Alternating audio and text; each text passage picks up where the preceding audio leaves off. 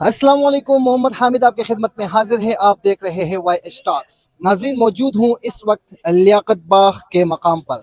यहाँ पर पाकिस्तान तहरीक इंसाफ ने जलसा करना था, स्टेज लगाना था और दमादम मस्त करना था, लेकिन हुकूमत ने दफ़ा 144 नाफिज कर दिया और तमाम के तमाम से जो लियाकत बाग की तरफ आते हैं उनको बंद कर दिया, कंटेनर लगा दिए।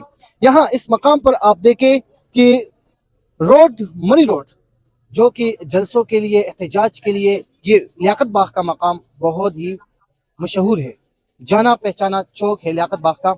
उसका आप अगर अंदाजा लगाए, सिर्फ और सिर्फ पुलिस की नफरी मौजूद है।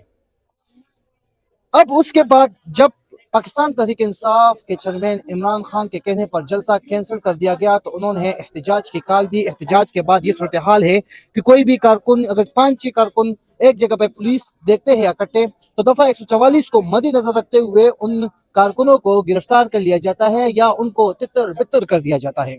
अब सवालिया निशान ये है कि खैबर पख्तूनख्वा से काफी ज्यादा रैलियां हमारी तरफ, लियाकत बाग की तरफ आ रही है, लेकिन यहाँ पर जो मुश्किलात है, जो चीजें हैं, वो यहाँ पर आपको नजर दिखाई दे रहे हैं कि खैबर पख्तूनख्वा से भी काफिले आ रहे हैं।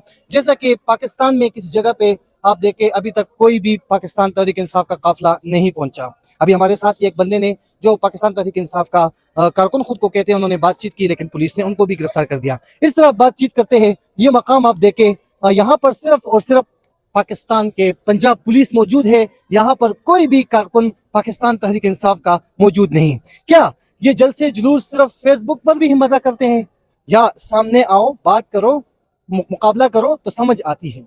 तो आगे जो भी चीजें होंगी, जो भी सूरत हाल होगी, आप लोगों को उन चीजों से हम आगाह करेंगे। अभी फिर वक्त के लिए इतना ही कहूंगा कि हमारे साथ रहिए और इंशाल्लाह उम्मीद जाहिर करते हैं कि जो बातें पाकिस्तान तहरीक इंसाफ के रहनुमाओं ने की है कि हम एहतजाज जरूर करेंगे, मुझे यकीन है कि एहतजाज होगा, लेकिन एहतजाज में होता क्या है, हमारे साथ रहिए, वही आपको दिखाएंगे।